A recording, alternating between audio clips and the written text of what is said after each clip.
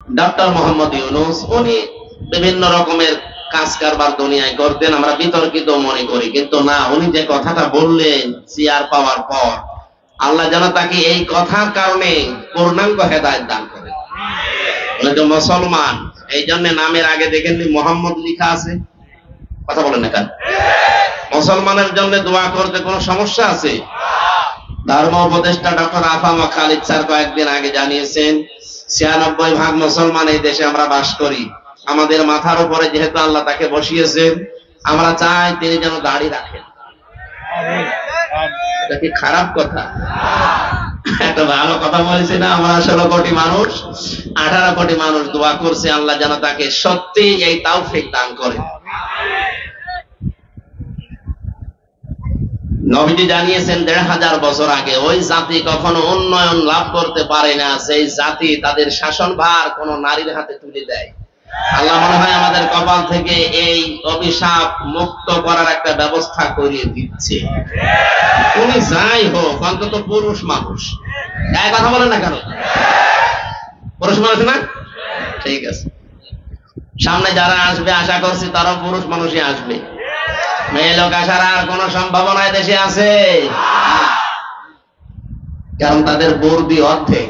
আপনি আমার এটা উল্টা পাল্টা করে লাগিয়ে বিভিন্ন জায়গায় দিয়ে নেই যে নারী বিদ্বেষী না, এটা হাদিস বললাম, এটা বুখারী শরীফের হাদিস। আল্লাহর নবী কথা শুরু করার আগে লাম দিয়েছেন, লাই ইউফলিহা, কখনো সফল হতে পারে না ওই জাতি যে জাতি তার শাসনভার কোন নারীর হাতে তুলে দেয়। আমরা এই জন্য আমার মনে হয় দুর্নীতিতে চ্যাম্পিয়ন হতাম। কথা বলে না কেন? প্রশ্ন আসতে পারে তাহলে 53 বছর তো নারী ছিল না? না, যারা ছিল এর আগে আর ওরাও নারীর মতন। নারী কাকে বলে আজকের তেলাওয়াত কিন্তু আয়াতের ভেতরে আছে। আজকের সূরার নামই মমতাহিনা। মমতাহিনা মানে কি? পরীক্ষিতা নারী। কোন নারীকে পরীক্ষা করে করে আল্লাহ এই জগতে নামি দামি এবং গনি বানিয়ে দিয়েছিলেন, স্টাবলিশ বানিয়েছিলেন। কারা আল্লাহর মনোনীত ছিল, কি করলে মনোনীত হওয়া যায়, চিরন্তন হওয়া যায়, এই কথাগুলো আজকের তেলাওয়াত কিন্তু আয়াত থেকে আমরা শুনবো ইনশাআল্লাহ। তাফসীরে যাচ্ছি, আমরা কিছু কথা আগে থেকে বললাম। শাহাদাতের মর্যাদা যারা পেয়েছেন আল্লাহ তাদেরকে সত্যই যেন শাহাদাতের যে স্বাদ এটা দান করেন। এখনো যারা অসুস্থ আছে শেফায়ে কামেলা আজেলা আল্লাহ যেন নসিব করেন। ওরা যে দুর্বিসন্ধি লাগিয়েছিল যে 14 জায়গায় অনুমতি নেই, এই করতে করতে যারা আয়োজন করতো, এই যে এই ছেলেটা আগস্ট মাসের 5 তারিখের আগে একটা অনুষ্ঠান দিয়েছিল নীলফামারী বাড়ির জল ঢাকা।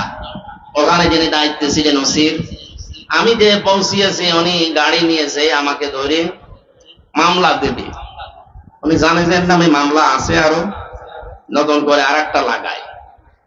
সেদিন যে কি তৈরি করেছিল ওসি সাহেব, এখন শুনলাম আজকে আসার সময় বলছে ওই ওসির নামে নাকি আজকে মামলা হয়েছে। উনি আমার নামে মামলা সাজাবে পারে না, এখন নিজেই মামলার ফিগারে। এই জন্য যারা এই সিস্টেম করেছিলেন কিয়ামতের আগে দেশে আর কোরআনের কথা বলতে কোনো অনুমতি লাগবে না, সেইটাই ফিরে আসবে ইনশাআল্লাহ। কোন কারণে আল্লাহর কালামের কথা আল্লাহর জমিনে বলতে আপনার মতো সলিমতদের কাছে লিখিত নেওয়া লাগবে? আপনি কি হয়ে পড়েছেন বলেন? এই নিয়ম নীতি ছিল কাফেরদের কারণে। কোরআন নাজিল হওয়ার পর থেকেই কোরআন শুনতেছে, শুনছে, শুনবে 3 প্রকার মানুষ। কয় প্রকার? প্রথম নাম্বারেই শুনে বিরোধিতা করেছিল, তারা কাফের। আল্লাহ রাব্বুল আলামিন বলেন অকালাল্লাযীনা কাফারু লা তাসমাউ লিহাদাল কুরআন আলগাউ ফীহি লাআল্লাকুম তাগলিবুন। সূরা হামিম সাজদা 24 নম্বর পারা 18 নম্বর পৃষ্ঠা 9 নম্বর লাইনে 26 নম্বর আয়াত। এটা তাফসীরে ফি জিলালিল কোরআনে আছে। দলিলগুলো তাফসীর আকারে লম্বা করে বলছি না, শুধু শর্টকাটে কিছু বিষয় জানানোর জন্য আমি বলছি। আল্লাহ পাক বলেন 1500 বছর আগে কাফেররা সিদ্ধান্ত নিয়েছিল সব চলতে দাও, কোনো বাধা দিও না, কিন্তু মুহাম্মদের কোরআন যেন চলে না। ওদের উদ্দেশ্য ছিল এই কোরআন চলতে যদি বাধা দিতে পারো, হট্টগোল করো, ওয়ালগাউ ফিহি, শুধু বন্ধই করবা তা না, এটা বন্ধ করার জন্য যত রকমের কায়দা কৌশল আছে করবা। আবু জাহেল এই মনে করতো কোরআন যদি মানুষ না শোনে তাহলে আমার অবৈধ সিয়ারের ব্যাপারে কেউ কথা বলবে না। খুব ভালো করে জানতো মুহাম্মদ যেটা বলতে চায় এটা যদি মানুষ বোঝে তাহলে আমি যে অবৈধ সিয়ারে আছি এ সিয়ার টিকবে না। ১৫০০ বছর আগে এদের প্রেতাত্মা যারা নব্য আবু জাহেল সেজেছিল এরাও বুঝে ফেলছিল আমরা যে কায়দায় আছি কোরআন যদি মানুষের দেশে শোনে আর বুঝে ফেলে তাহলে আমাদের সিয়ারেরও পায়া থাকবে না। এখানে অনুমতির সিস্টেম করেছি। জাতির সামনে যেহেতু আজ প্রকাশ হয়ে গেছে, কোরআন যারা বাধা দেয়, শুনতে দেয় না, তারা ১ নম্বরে কাফের। তারা কি? আরো জোরে। এই 15.5 বছরে এগুলো যারা বাধা দিয়েছে, আপনি নামাজ পড়তে পারেন, রোজা রাখতে পারেন, আপনি কাফের। কাফেরের জানাজা পড়া জায়েজ আছে? কবরে দেওয়া? তাহলে এ দেশে যারা এতদিন এই করলেন, এই 15.5 বছর, তাদের এখন আর জানাজার দরকার কি? কবরে দেওয়ার দরকার কি? পুড়িয়ে ফেলেন। কারণ ও তো এমনি জাহান্নামে যাবে। জাহান্নামে গেলে তো আগুনে পড়বে, আগুনে লাগিয়ে দিলাম, পড়তে থাক। আর কথা বলছে না কেন? এত শক্ত করে বললাম এই জন্য আগামীতে কোন জালেম যেন এরকম সিদ্ধান্ত না নেয়। ২ নম্বরে কোরআনের শ্রোতা পেয়েছি আমরা নাজিল হওয়ার পরেই তারা শুনতে আসতো, বিশ্বাসও করতো এটা আল্লাহর কিতাব, মুহাম্মদ বানাতে পারে না। শোনার পরে যখন দেখতো না এই কথাগুলো তো আমাদের ব্যবসার সাথে মেলে না, আমাদের রাজনীতির সাথে মেলে না, আমাদের পরিবারের সাথে মেলে না, এমনকি আমার ব্যক্তিগত জীবনের সাথেও মিলছে না, ওই মানুষগুলো তখন আস্তে করে নবীর কথা শোনার পরে কেটে পড়তো। সূরা নিসা ৫ নম্বর পারার ৭ নম্বর পৃষ্ঠার ১ম নম্বর লাইনের ৬১ নম্বর আয়াতে আল্লাহ বলেন, ওয়াইদা কিলা লাহুম তাআলাউ ইলা মা আনজালাল্লাহু ওয়া ইলার রাসূল রাআইতাল মুনাফিকিনা ইয়াসুদ্দুনা আনকা সুদুদা। ওয়া মানে এবং ইদা মানে যখন, কিলা মানে বলা হয়, তাআল মানে আসো, ইলা মানে দিকে, মা মানে যা, আনজালাল্লাহ মানে আমি আল্লাহ নাযিল করেছি, ওয়া ইলার রাসূলি এবং রাসূলের দিকে আসো। রাআইতাল মুনাফিকিনা, হে নবী আপনি দেখতে পাবেন যাদের অন্তরে গুড় আছে, মুনাফিকি আছে, এই মানুষগুলো ইয়াসুদ্দুনা আনকা সুদুদা, আস্তে করে আপনার কাছ থেকে মুখ ফিরিয়ে কেটে পড়বে। সুতরাং আজকের আলোচনা শেষ হওয়ার আগে দেখেন কোনটা ওঠে না, ওই যে একটা যাচ্ছে আলাদা কারণে ভালো লাগছে না এই বলে যদি চলে যায়, বুঝবেন ওইটা মুনাফিকের কোন লক্ষণ নিয়ে যাচ্ছে। বসা পায়খানা আর বিড়ি খাওয়া বাদ দিয়ে কেউ যেতে পারবেন না। বিড়ি কয়েকজন খায়, সবাই তো না, কিছু মানুষ আছে আপনি খুব নেশা লাগলে খেয়ে আবার চলে আসবে। কে আসবেন তো? কারণ রংপুর বিভাগে এটা চলে আমি জানি, কারণ এখানে বিড়ি তৈরি হয়। এই যে পাশের গ্রাম কুড়িগ্রাম এই সমস্ত জায়গায় আপনারা তৈরি করেন, আমরা তৈরি করেন, না খেলে হয়, খাবেন, তুই একটা খান, আস্তে আস্তে ছেড়িয়ে দিন। তুমি গিয়েছেন, আমি তো আকিজ গ্রুপে ছিলাম ওই সময়, স্যারকে বলেছিলাম যে আকিজের বড় ছেলে যিনি, বলুন স্যার আপনারা এই কাজ বান্দা বাদ দিয়ে একটা খাবার তৈরি করে। হুজুরে তো খাবার, কিন্তু খাবারে তো খাবার না, মানুষের লাঞ্চ নষ্ট হয়ে যায়, কলিজা নষ্ট হয়ে যায়।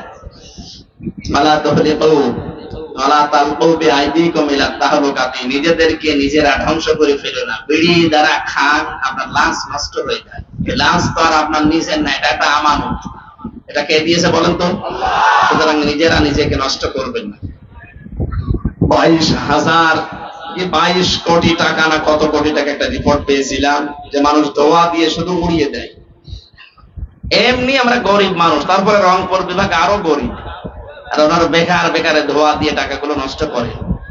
বিড়ি আস্তে আস্তে ছেড়ে দেবেন, কারা হাত তোলেন? মানে 2-1 আছে স্যার, ঠিক আছে, ওনারা ছেড়ে দেবেন, জিনিস ভালো জিনিস না। তিন নম্বরে কোরআনের শ্রোতা ছিল তারা।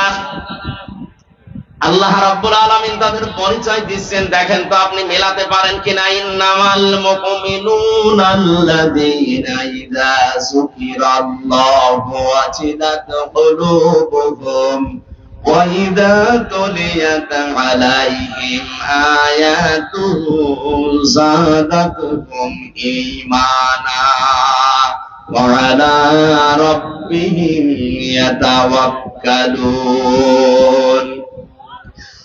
সূরা আনফালের 2 নম্বর আয়াতে আল্লাহ জানিয়েছেন, আমার দৃষ্টিতে মুমিন তো তারা, আমার দৃষ্টিতে মুমিন তো তারা যাদের সামনে আমার নাম উচ্চারণ করলে তাদের অন্তরাত্মা কেঁপে ওঠে। তেলাওয়াত যদি হয় তাদের সামনে, আমার আয়াতগুলো শোনার পরে বোঝার পরে তাদের ঈমান যা ছিল বেড়ে যায়। কোরআনের আলোচনা শুনে সবার চোখে পানি আসবে না। وَإِذَا سَمِعُوا مَا أُنزِلَ إِلَى الرَّسُولِ تَرَى أَعْيُنَهُمْ تَفِيضُ مِنَ الدَّمْعِ مِمَّا عَرَفُوا مِنَ الْحَقِّ। সূরা মায়েদা 7 নম্বর পারার 1 নম্বর পৃষ্ঠার 1 নম্বর লাইনের 83 নম্বর আয়াতের প্রথম অংশে আছে, আল্লাহ পাক বলেন, হে নবী যখন তেলাওয়াত করবেন আপনার প্রতি যেটা আমি নাযিল করেছি এই কোরআন, দেখবেন আপনার সামনে কিছু মানুষ আছে তারা এর মর্ম বাণীগুলো যখন উপলব্ধি করতে পারবে মনের অজান্তে তাদের চোখ দিয়ে পানি পড়ছে। কোরআনের আলোচনায় সবাই মুগ্ধ হবে না, মন দিয়ে শুনবেও না, চোখ দিয়ে পানি আসবে না। এটা বোঝার মতো একটা যোগ্যতা থাকা লাগবে মিনিমাম। যাদেরই আছে দেখবেন কোরআনের আলোচনা যখন গভীরে পৌঁছিয়ে যাবে ওরা বসে আছে কিন্তু অজান্তে তাদের চোখ দিয়ে পানি পড়ছে। বাড়ি যাওয়ার সময় যারা সিদ্ধান্ত নেবে ওয়ালা রাব্বিহিম ইয়াতাওয়াক্কালুন, জীবনে আজকে থেকে যদি ভরসা করি আল্লাহ ছাড়া কারো উপরে ভরসা করব না। কোরআন নাযিল হওয়ার পর থেকে শ্রোতা পেলাম কয় প্রকার? 3 প্রকার। বলেন, এখানে যেহেতু কাফের নেই, মুনাফিকও থাকলে থাকতে পারে। কারণ হচ্ছে নবীজি ইন্তেকালের আগে মুনাফিক তৈরি হবে কোন কাফেরদের ভেতরে, ইহুদিদের ভেতরে, বৌদ্ধদের ভেতরে, হিন্দুদের ভেতরে, খ্রিস্টানদের ভেতরে কথা বলেননি। নবীজি ইন্তেকালের আগে জানিয়েছেন মুনাফিক এটা তৈরি হবে শুধুমাত্র আমার উম্মত মুসলমানদের ভেতরে। আর আমরা যেহেতু এই দেশে 96% মুসলমান, আমাদের ভেতরে মুনাফিক তৈরি হওয়ার সম্ভাবনা নেই। বলেন বলেন, আপনি দেখেন তো আপনি কিনা। আয়াতুল মুনাফিকিন সালাসা, ইযা হাদাসা কাযিবা ওয়া ইযা ওয়াদা আখলাফা ওয়া ইযা তুমিনা খান। নবীজি বলেন মুনাফিকের চার আছে তাদের ভেতরে যারা কথা বললে মিথ্যা কথা বলে। এই কথা বলেন না কেন? এই আচরণ বাংলাদেশে নেই।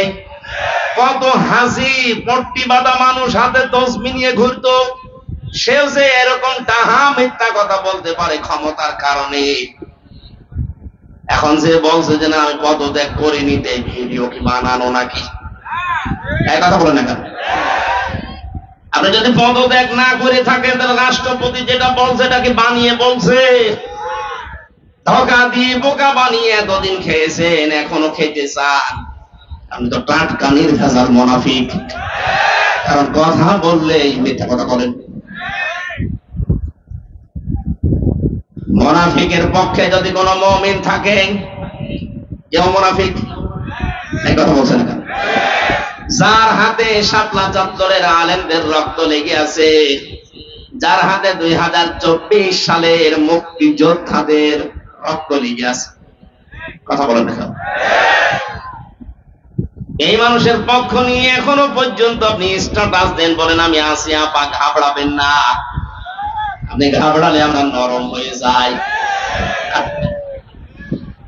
আমি তার শয়তান দেখিনি, পরে ভিডিও দেখি আমার মনে হলো শয়তান যদি দেখতাম এইরকমই টাটকা নির্ভেজাল শয়তান। বাড়ি গোপালগঞ্জ, ধরা পড়েছে কয়েকদিন আগে। এবার পিটিয়ে সোজা করবে প্রশাসন। কথা বলেন না কেন? আপা ঘাবড়াবেন না।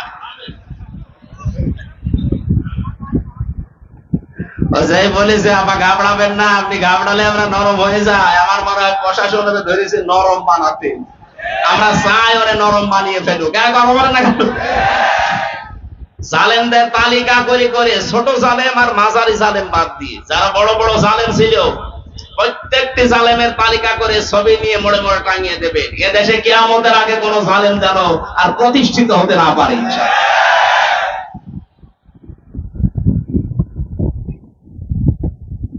তিন প্রকার যে শ্রোতার কথা বলছিলাম, কাফের নেই আমরা বুঝলাম, কিন্তু মুনাফিক যেহেতু এটা তৈরি হওয়ার সম্ভাবনা এখানে আছে, আমরা যেন মুক্ত হতে পারি এই জন্য হাদিসটা বললাম।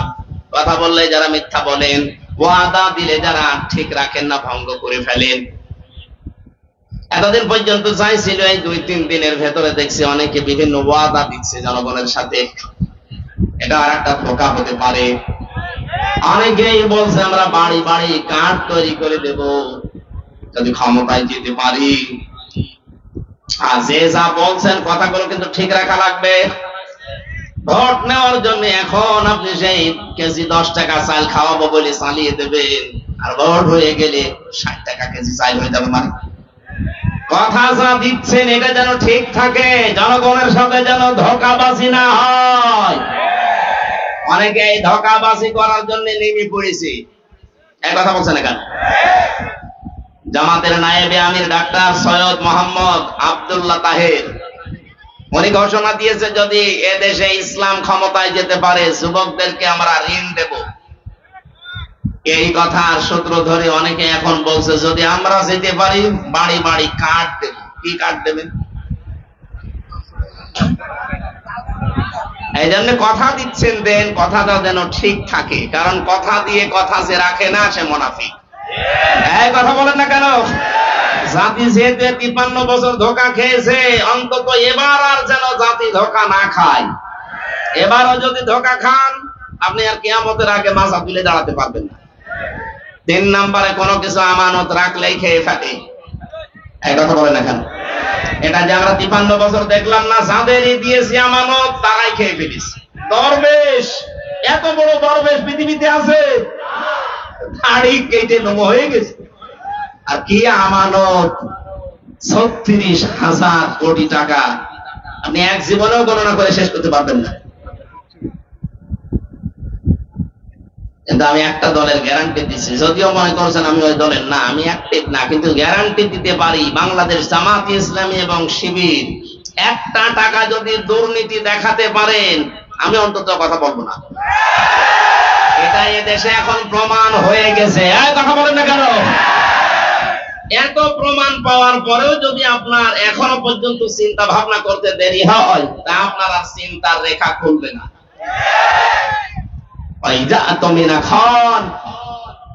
আমানত রাখলে যারা খেয়ানত করে ফেলে, এরা যে খেয়ানত করবে না তার বাস্তব প্রমাণ অলরেডি দেখিয়ে দিয়েছে। আশা করছি আপনি ভরসা রাখতে পারেন। এবার যেন কোরআনে কারীম সংসদে যায় সেই ব্যবস্থা আমরা যেন করে দিতে পারি। আল্লাহ আমাদেরকে যেন তাওফিক দান করেন, চর্ম চোখে যেন দেখতে পারি যে কোরআন দিয়ে দেশটা চলছে। খুব বড় আশা আমার, সারা জীবনের আশা। আমি জেলখানায় 3টা বছর যতদিন তাহাজ্জুদ পড়েছি প্রতিদিন আমার এই দোয়া ছিল, আল্লাহ তুমি যাই করো অন্তত চর্ম চোখে একটা দেখার সুযোগ করে দিও 56,000 বর্গ মাইল কোরআন দিয়ে চলছে। এটা একটা মিনি জান্নাত হয়ে যাবে। অনেকে মনে করছে যদি কায়েম হয়ে যায় আমি যে একটু লাল পানি খাই এটা খেতে পারবো না। পারবো, কিন্তু আপনার লাল পানি খাওয়ার মন হবে না। এমন পরিবেশ আল্লাহ তৈরি করে দেবে, পুরা 56,000 বর্গ মাইল মসজিদের মতো হয়ে যাবে। এই কথা বলেন না কেন? মসজিদে প্রবেশ করলে যেমন বিড়ি খাওয়া যায় না, খেতে মনে চাইলেও ওটা পরিবেশ আলাদা। খেতে পারবেন? বলেন। বাবা খেতে পারবেন? ডাল খেতে পারবেন? গাঁজা কিচ্ছু পারবেন না, কারণ পরিবেশটা এরকম। কোরআন যদি কায়েম হয়ে যায় পুরা বাংলাদেশের 56,000 বর্গ মাইল এভাবে মসজিদের মতো বানিয়ে ফেলবে, তখন আপনি আর বিড়ি খাবেন এরকম মনই থাকবে না, লাল পানি খাওয়ার মনে তো আসবেই না। আল্লাহ একটা জান্নাতের পরিবেশ তৈরি করে দেবে, আর মরে গেলেই আপনি জান্নাতি। কারণ কোরআন যদি কায়েম হয়, কোরআনের শাসন ব্যবস্থা থাকে, ওই দেশে যদি ছোটখাটো গোনা কেউ করেও আল্লাহ তাকে মরণের আগে মাফ করিয়ে তারপরে মৃত্যু দেয়। একটা হাদিস পড়ছিলাম, খলিফাতুল মুসলিমিন হযরত ওমর রাদিয়াল্লাহু তাআলা আনহু মানে রাষ্ট্রের দায়িত্ব পালন করে বাড়িতে আসলেন, ঘরে উঠবেন, দেখেন বারান্দায় একটা লাশ, তার ছোট্ট মানুষ 12 টুকরা করে রেখেছে। কি আমি দেশ চালাই কোরআন দিয়ে, আর আমি রাষ্ট্রের দায়িত্ব পালন করেই কোরআন দিয়ে আসছি, আর আমার ঘরের বারান্দায় তাও 12 টুকরা করে রেখে দিয়েছে, তাও ছোট মাসুম বাচ্চার লাশ। কে করলো? তিনি তদন্ত কমিটি গঠন করলেন। 3 দিন হয়ে গেল, কোনো কেউ ধরা পড়ে না, কেউ এসে বলেও না। তার খাওয়া দাওয়ার চিন্তা বন্ধ হয়ে গেছে, খাওয়া দাওয়া বন্ধ হয়ে গেছে। চিন্তা করলেন আমি কোরআন দিয়ে দেশ চালাচ্ছি, আর আমার দেশে একটা অবৈধ হত্যা হয়ে গেল, আমি কোনো কোন কিনারা করতে পারলাম না। এরকম শাসক যদি আজ 53 বছরের ভেতরে পেতাম, বাংলাদেশে বিনা কারণে কেউ হত্যা হতো না। একজন মারা গেছে তাই তার খাওয়া দাওয়া বন্ধ হয়ে যায়। আর শাপলা চত্বরে যেভাবে মানুষ মেরেছে, বিডিআর যেভাবে হত্যা করেছে, 2024 সালে যেভাবে পুলিশের ভ্যান থেকে তাজা মানুষকে ফেলে দিয়ে পিষে মেরেছে, কত মানুষকে আগুন লাগিয়েছে আশুলিয়ায় দেখেননি? এখনো পর্যন্ত এই লাশগুলো চোখের সামনে ভাসে। আপনি এমনিতে মাটি দিতে পারতেন, আপনি আবার আগুন ধরিয়ে দিলেন। আপনি মানুষ। এই দেশে এই স্বৈরাচারীকে যদি নিষিদ্ধ করতে হয় কিচ্ছু লাগবে না, শুধু আশুলিয়ার এই লাশগুলোই যথেষ্ট। এত নিচে নামতে পারে ক্ষমতার জন্য। হযরত ওমর 3 দিনের ভেতরে চিন্তা করে করে তার মাথা খারাপ হয়ে গেছে, আমি এখন কি করি। হঠাৎ দেখলেন এক মহিলা যুবতী তার বাবাকে সহ রাজ দরবারে হাজির। ডাক দিয়ে বলে, খলিফাতুল মুসলিমিন, যে লাশের চিন্তা আপনার ঘুম আসে না, ওই ছেলেটা আমার নিজের। আমি ওকে টুকরা টুকরা করেছি, 12 টুকরা করে আপনার বারান্দায় রেখে গেছি। হযরত ওমর বলে, মেয়ে কি বলো, মাথা ঠিক আছে তোমার? হ্যাঁ, এই যে আমার বাবা সাক্ষী আছে। আমার বাবাকে আমি সাথে করে নিয়ে এসেছি, আমার নিজের জন্ম দেওয়া সন্তান, এটা ওকে আমি 12 টুকরা করেছি নিজের হাতে। কোথায় ফেলবো? আপনার বাড়ির বারান্দায় রেখে গেছি। হযরত ওমর বললেন, যা বলো, এই কথা যদি ঠিক থাকে তোমার শাস্তি কি কোরআন দিয়ে তুমি জানো? মেয়েটি বলে, হ্যাঁ আমি কোরআনের হাফেজা, আমি জানি। আপনি রেডি করেন, আপনি কি শাস্তি দিতে পারেন কোরআন দিয়ে? মানুষ হত্যা করার যে শাস্তি হযরত ওমর আরম্ভ করবেন। হঠাৎ করে 4 জন যুবক রাজ দরবারে এসে বলে, খলিফাতুল মুসলিমিন, বিচারটা একটু লেট করেন। যেই কারণে আপনি এই মেয়েটাকে শাস্তি দিতে চান হত্যার, মেয়েটার কোনো দোষ নেই, দোষ আমাদের 4 জনের।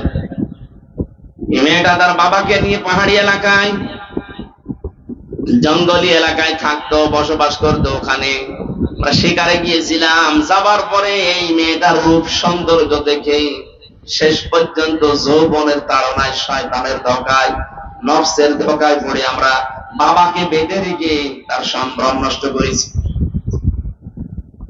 এরপরে সে গর্ভবতী, এই কারণে সন্তান, এটার কারণে আপনি এই মনে করছিলেন শাস্তি যদি দিতে হয় আমাদের দেন। হযরত ওমর ওদেরকে জিজ্ঞাসা করলেন, 3টা দিন পার হয়ে গেল, তোমরা আসলে না কেন? আগে থেকে যদি আসতে তাহলে আমার খাওয়া দাওয়া বন্ধ হয় না, আগেই বিচার করে দিতাম। ছেলেগুলো বলে, খলিফা আমি আসি নাই, আমরা এই জন্য মনে করেছিলাম যা করলাম কেউ সাক্ষী তো নেই, ধরা যদি না পড়ি বেঁচে যাব। কিন্তু কোরআনে কারিম আমাদেরকে বাঁচতে দিল না। বারবার কোরআন আমাদের সামনে এসে এই কথা আমাদেরকে যেন আহ্বান জানায়, দুনিয়াতে যে গুনাহ করলে এটার যদি শাস্তি দুনিয়ায় না হয়, মরণের পরে কিন্তু আল্লাহ ডবল করে বিচার করবে। মুসলমানের এখানে একটা কথা বলে রাখি, কোন অপরাধের শাস্তি যদি আপনি দুনিয়ায় না পান, ওই অপরাধের বিচার যদি আল্লাহ কিয়ামতে যেদিন করবে, ডবল করে করবে। কথা বুঝতেছেন? 3টা পাপের শাস্তি আল্লাহ ডবল দেবেন। সূরা ফুরকান 19 নম্বর পারার 4 নম্বর পৃষ্ঠার 13 নম্বর লাইনে আছে, 69 নম্বর আয়াত। والذين لا يدعون مع الله إلها آخر ولا يقتلون النفس التي حرم الله إلا بالحق ولا يزنون إلى آخر آية। এই দুনিয়াতে আল্লাহকে ডাকে, তার পাশাপাশি যারা অন্যকে ডাকে তাদের শাস্তি হবে মরণের পরে ডবল। আল্লাযীনা লা ইয়াদউনা মা'আল্লাহি ইলাহান আখার। এই যে মা মানে সঙ্গে, সাথে, আল্লাহকে ডাকে কিন্তু তার সাথে অন্য কাউকে ডাকে। আর এইটাই বাংলাদেশে চালু করার জন্য এই 15.5 বছর অনেকে কুটি পড়ে লেগেছিল। আপনি আল্লাহকে ডাকেন, পাশাপাশি আমার বাবাকেও ডাকেন, এই জন্য মোড়ে মোড়ে বাবা। কথা বলে না কেন? এমন কোন জায়গা ছিল যে বাবা নেই? মাথার উপরে বাবা, টয়লেটেও বাবা। আমি তো অনেক টয়লেটে যেয়ে দেখেছি, বঙ্গবন্ধু টয়লেট, কি গো? আর কোন জায়গা বাকি ছিল? টাকার ভেতরেও দিয়ে রেখেছেন, যেন বাজার করতে গেলে ওইদিকে তাকিয়ে মনে হয়েছে না একজন আছে। মাথার উপরে রেখে দিয়েছেন। কোরআনে কারিমের অনুষ্ঠানের সম্মানিত সভাপতি, বীর মুক্তিযোদ্ধা, মনে হয় 71 না, রিসেন্ট যারা 24-এর বীর মুক্তিযোদ্ধা, বাংলার কৃতি সন্তান, যাদের মাধ্যমে আমরা স্বাধীনতা পেয়েছিলাম কিন্তু ভোগ করতে পারি নাই। এখন আমরা স্বাধীন দেশেও যেহেতু পরাধীন ছিলাম, এখন আমরা স্বাধীন হয়েছি। স্বাধীনতা কাকে বলে এখন আমরা টের পাচ্ছি। সামনে একেবারে 100% ফল পেতে হলে আল্লাহর কোরআনে কারিমের বিধান লাগবে। অনেকের প্রশ্ন যে কোরআন যেখানে নেই সেখানে মানুষের স্বাধীনতা নেই। আছে, 100% নেই। আপনি পৃথিবীতে উন্নত রাষ্ট্র যাদেরকে আমরা মনে করি, সিঙ্গাপুর, ওরা কোরআন আল্লাহর কিতাব বিশ্বাস করে না, কারণ ওখানে 100%-95% অমুসলিম। আমি কয়েকদিন আগে ওখানে গিয়েছিলাম, আমার একটা আলোচনায় ওই জায়গায় আমি বলেছিলাম যে পৃথিবীতে ঘৃণিত আল্লাহর কাছে সবচাইতে বেশি ঘৃণিত তারা যে মানুষগুলো আল্লাহকে অস্বীকার করে। এর আরবিটা হচ্ছে কাফের, বাংলা অস্বীকারকারী। এই কথাটা এদেশ থেকে যারা এই 24-এর স্বাধীনতার পরে পালিয়েছে, এরা ওখানে অনেকে আশ্রয় নিয়েছে। আর রাজনৈতিক আশ্রয় চেয়েছিল কিন্তু অনেকে পায়নি, আবার ওখান থেকে অন্য দেশে যাচ্ছে। এই মানুষগুলো ওরা নালিশ দিয়েছে ওই দেশের পররাষ্ট্র মন্ত্রণালয়ের কাছে, যেমন নামে দেশে মামলা আছে, উনি আইএস জঙ্গি বিভিন্ন নাম দিয়ে উনি অবৈধভাবে দেশে প্রবেশ করেছে। 8টা-9টা পয়েন্ট লিখে লিখে ওরা ওই দেশের কাছে নালিশ দিয়েছে। তা আমি কাফেরকে কাফের বলেছি, এটা তো আমি বানিয়ে বলেছি নাকি? ঈমান ভাঙার যে 10টা কারণ আছে, এখানে আমার মনে হয় যত মানুষ আছে অধিকাংশ মানুষই জানে না। নামাজ পড়ে যারা, সালাত আদায় করার আগে সবচাইতে গুরুত্বপূর্ণ কাজ হচ্ছে ইয়া আইয়ুহাল্লাযীনা আমানু ইযা কুমতুম ইলা সালাতি ফাগসিলু ওয়ুজুহাকুম ওয়া আইদিয়াকুম ইলাল মারাফিকি ওয়ামসাহু বিরুসিকুম ওয়া আরজুলাকুম ইলাল কাবাইন। এই ইমানদারেরা যখন নামাজের জন্য তোমরা প্রস্তুতি নেবে যে আমি নামাজ পড়বো, তার আগে তোমরা ওযু করো। এই নির্দেশ কার? ওযু করতে যে 4টা ফরজ আছে জানেন তো? এই 4টা যদি আদায় হয় তাহলে আপনার ওযু হয়ে যাবে।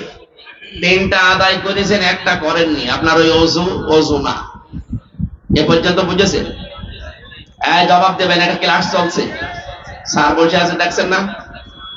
মনে হয়তো আরো বড় ক্লাস নেন, আমরা একটু ছোট ক্লাস নিচ্ছি। তাহলে আমরা ওযু করার সময় ফরজ জানলাম কোরআন দিয়ে, কয়টা? 4টার ভেতরে 1টা আদায় করেছেন, 3টা করেননি, ওযু হয়নি। 3টা করেছেন, 1টা করেননি, ওযু হয়নি। এটা মানেন তো? মানেন? এখন যদি কেউ ওযু এই 3টা ফরজ আদায় করে 1টা করেনি, বলে আল্লাহ আমারে মাফ করে দাও, আমার ওযু কবুল করো, হবে? কারণ ফরজ জিনিস আপনি শেষ করে দিয়েছেন, এটা মৌলিক বিষয়।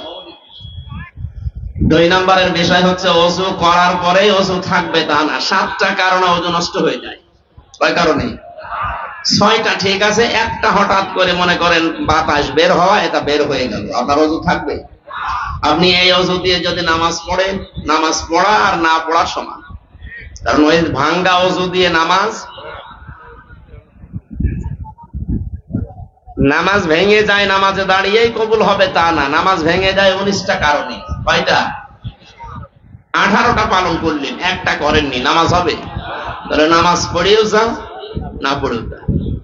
হজ ভেঙে যায় 5টা কারণে, রোজা ভেঙে যায় 2টা কারণে। এরকম প্রত্যেকটা ফরজ বিধান নষ্ট হয়ে যাওয়ার পেছনে কিছু না কিছু কারণ আছে। কথা বুঝতেছেন? আমরা যে জান্নাতে যাব যেটার বিনিময়ে বদৌলতে, তার নাম ঈমান। তার নাম কি?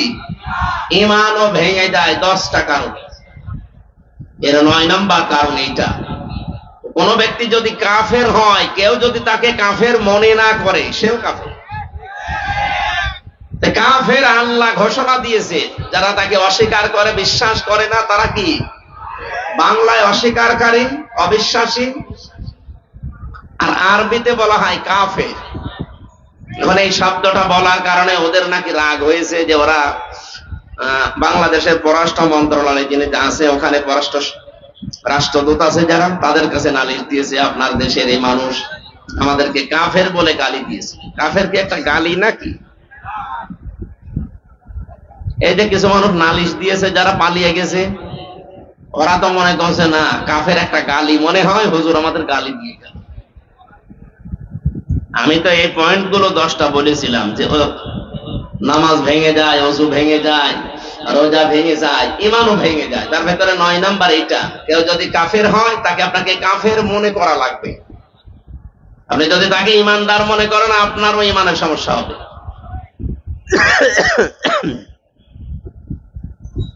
আমি বোঝাতে চাচ্ছিলাম এইটা, যে ওই দেশে কোরআনে কারিমের নিয়ম নেই। হ্যাঁ, মানুষের তৈরি করা নিয়ম নীতি আছে, আইন যা বানায় সেগুলোর বাস্তবায়ন আছে, এজন্য চলাফেরা করে শান্তি আছে। মানুষের উপর যে অবিচার হয় না, না, এটা বানানো কথা। অবিচার সেখানে হয় যেহেতু আল্লাহর বিধান নেই। 100% অবিচার মুক্ত যদি করতে হয়, তাহলে একমাত্র কোরআন ছাড়া কোনো গতি নেই। ওমান হাকামা বিহি আদালা, নবীজি বলেন, যদি ন্যায় বিচার দেখতে চাও 100%, তাহলে কোরআনের বিধান প্রতিষ্ঠা করো। এছাড়া আপনি 100% ন্যায় বিচার পৃথিবীর কোথাও পাবেন না যেখানে কোরআন নেই। সুতরাং আমরা এই দ্বিতীয় স্বাধীনতায় যে মানুষগুলো জীবন দিয়ে গেল, প্রায় 1700 মানুষ জীবন দিয়েছে সরকারি জরিপটা, 2700-র উপরে এখনো হাসপাতালের বেডে কাতরাচ্ছে। যারা এভাবে পঙ্গুত্ব বরণ করেছে, চোখ হারিয়েছে, আমার কুষ্টিয়াতে একজন লিঙ্গ হারিয়ে ফেলেছে। আমি দেখতে গিয়েছিলাম, যে দেখি ওর বোন, ওর মা বলছে আমার ছেলে লজ্জাস্থান উড়ে গেছে, পুলিশ এমন গুলি মাইরেছে এমন জায়গায়। সুতরাং এই সমস্ত মুক্তিযোদ্ধাদের আমি স্মরণ করছি। 24 সালে যারা জীবন দিলেন, এরাও মুক্তিযোদ্ধা। বলেন, এরা শহীদ। অনেকে শহীদ বলতে এদের রাজি না,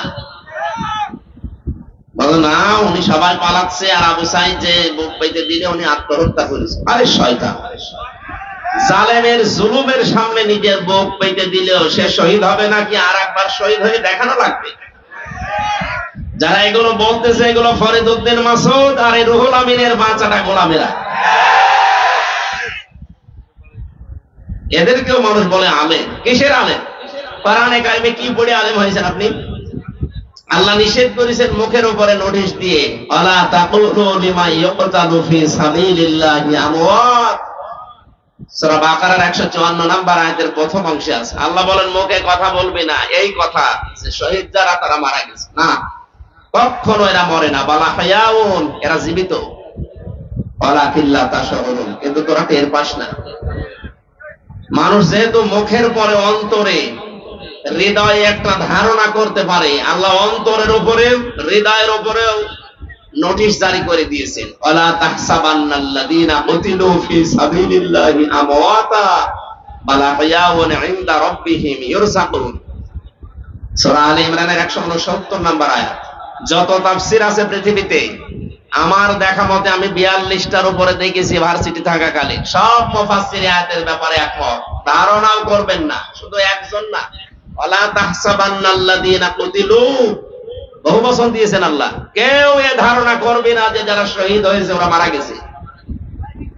ওরা জীবিত এবং তারা রিজিক পাচ্ছে আল্লাহর কাছে।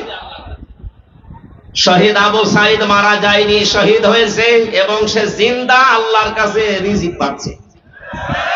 সুতরাং এই 2024 সালের 5 আগস্টের আগে যারা জীবন দিয়েছে প্রত্যেককে আমরা শহীদ মনে করি এবং তারা জীবিত, আল্লাহ তাদেরকে খাওয়াচ্ছে। এই কথা বলে না কেন?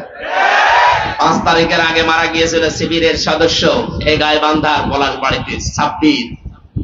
1 মাস পরে তার কবর খোঁড়ার পরে দেখা গেছে জিন্দা তাজা রক্ত বের হচ্ছে।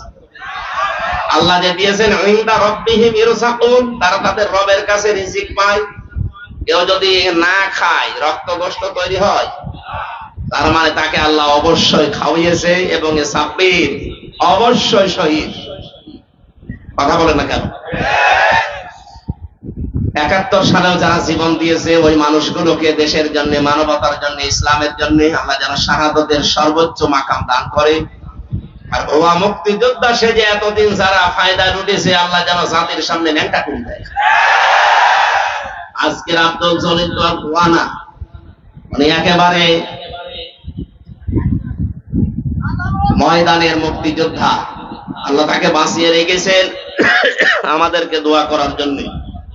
আল্লাহ রাব্বুল আলামিন তার নামের সাথে তার নামের মিল আছে, জলিল। জলিল কার নাম? বলেন বলেন। এইজন্য ওনাকে শুধু জলিল বলবেন না। কো সভাপতি কোনটা? জলিল বলা যাবে না, উনি আব্দুল জলিল, জলিলের দাস, বান্দা, গোলাম, বীর মুক্তিযোদ্ধা মোহাম্মদ আব্দুল জলিল। মহান আল্লাহ তাকে যেন তার নামের সাথে কবুল করেন, বলেন আমিন।